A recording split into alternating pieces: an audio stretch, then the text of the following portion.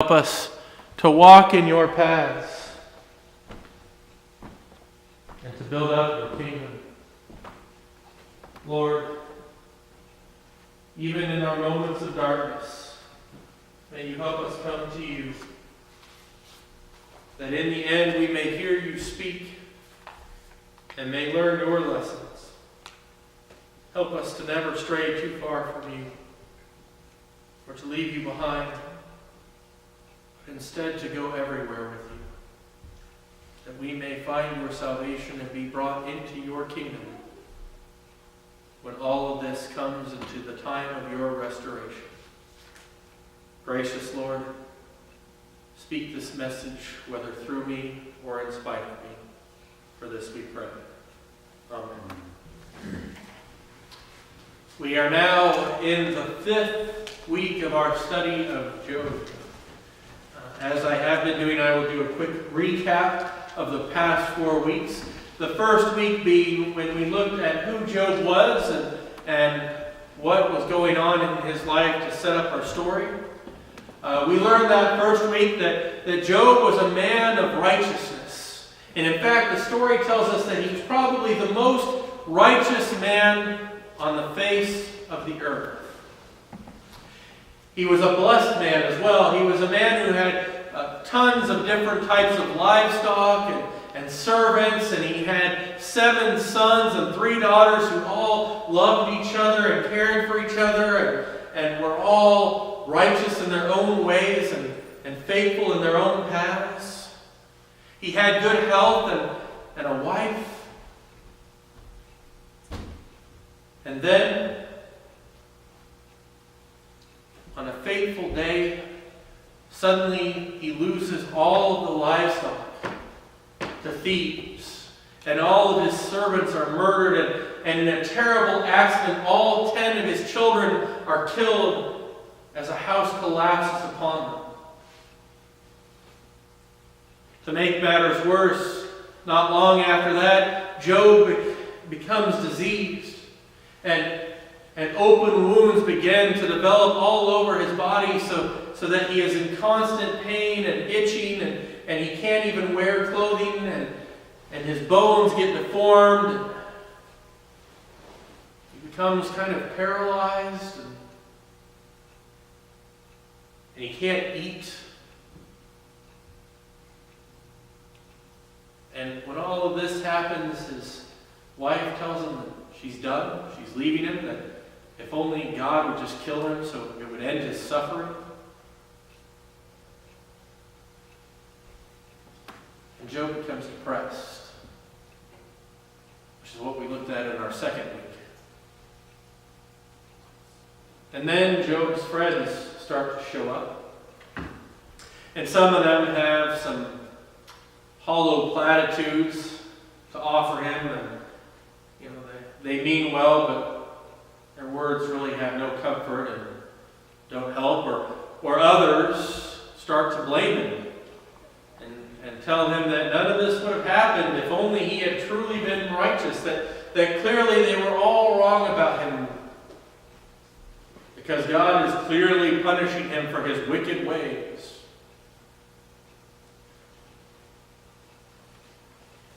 And then last week, we heard Job kind of cry out to God in anger. That he kind of moves a little bit out of his depression and begins to question God. God, why are you punishing the innocent? Why are you arbitrary? I have nothing I can do against you, no way to contend with you, for we are not equal. And for the next 30 chapters, between what we talked about last week and this week, Job goes back and forth with God, and Job goes back and forth with his friends, and continues to be told how it has to be his fault, or at some point it'll all pass, or all manner of things. And finally we get to this point where Job is sitting by himself, and he's sitting on that ash pile, and suddenly a great storm appears overhead. And out of the storm comes the voice Who is it that contends with me? Who finds fault with God Almighty? Let him speak. At this point, Job, I think like many of us, probably was like, uh-oh.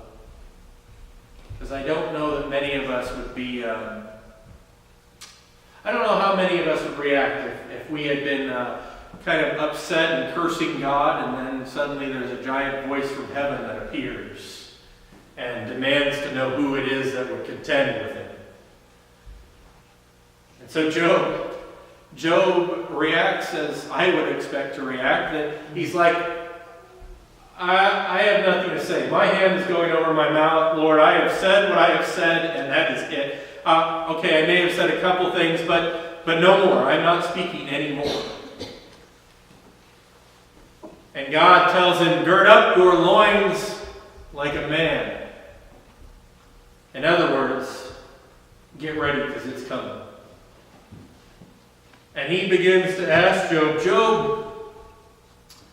Job, would you truly condemn me and annul my judgment so that you would be made righteous?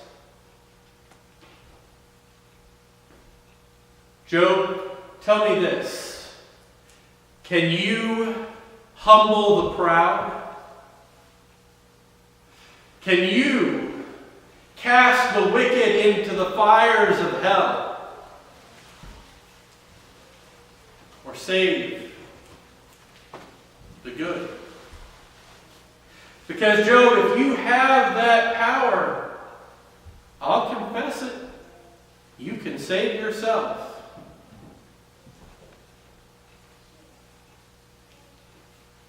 Not hearing anything, Job. So let's talk about the behemoth.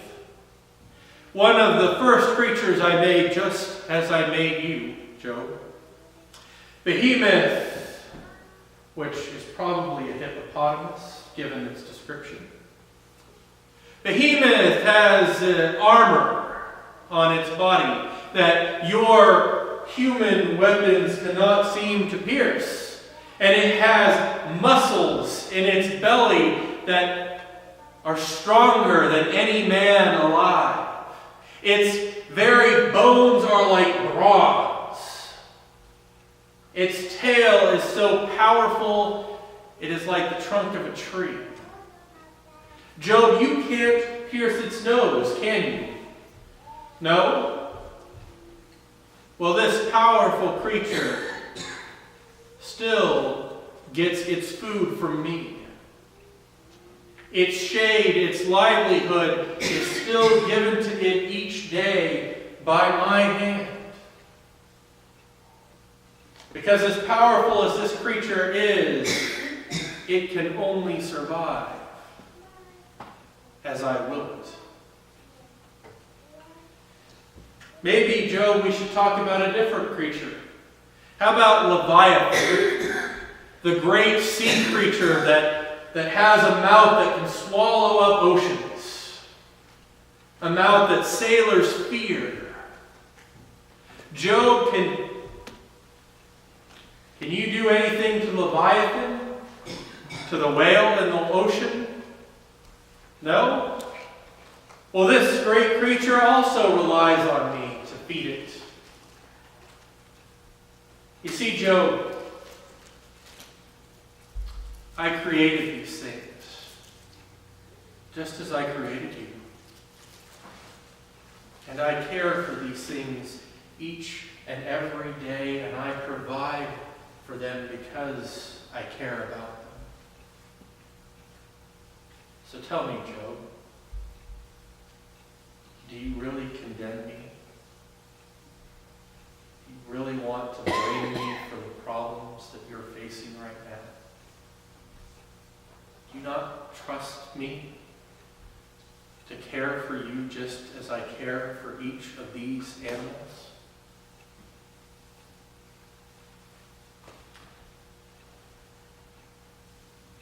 You see, God wasn't angry with Job.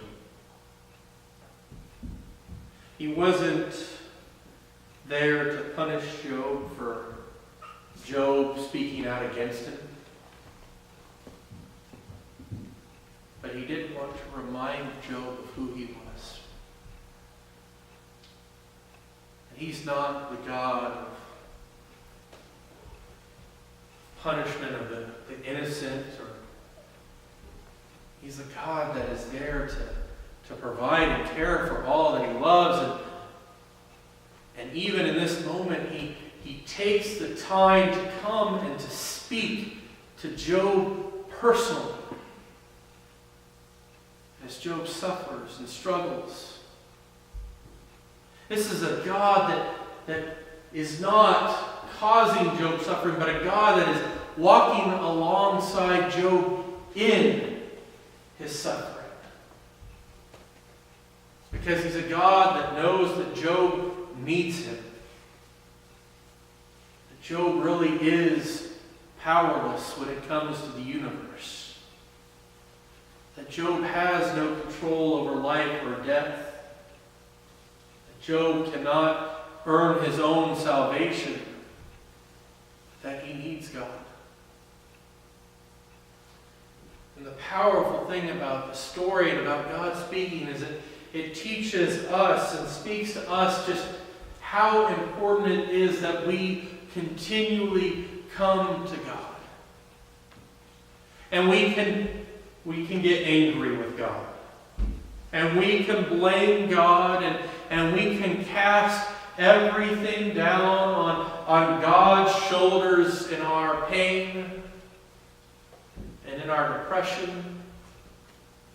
And we can accuse him of punishing us.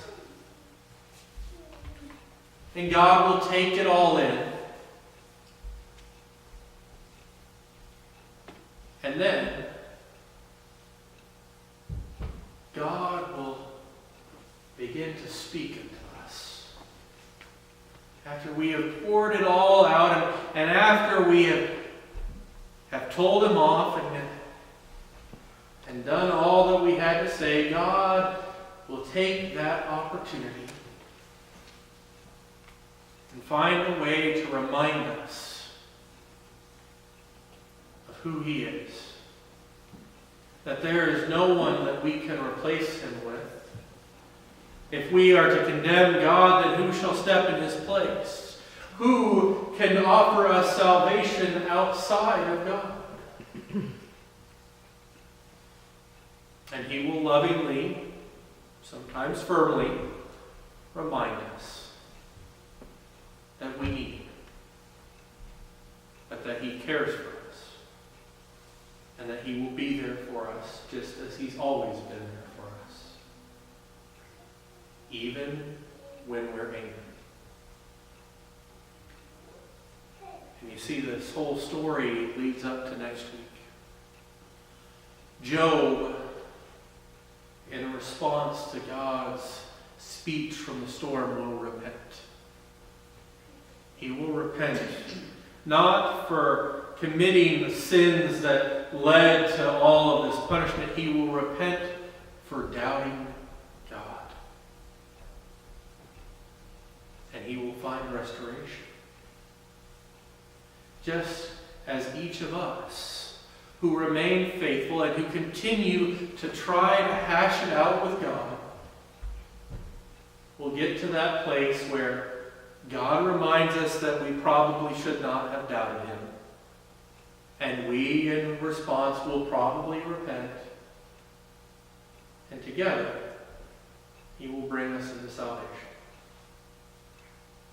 And he will restore all that we have lost.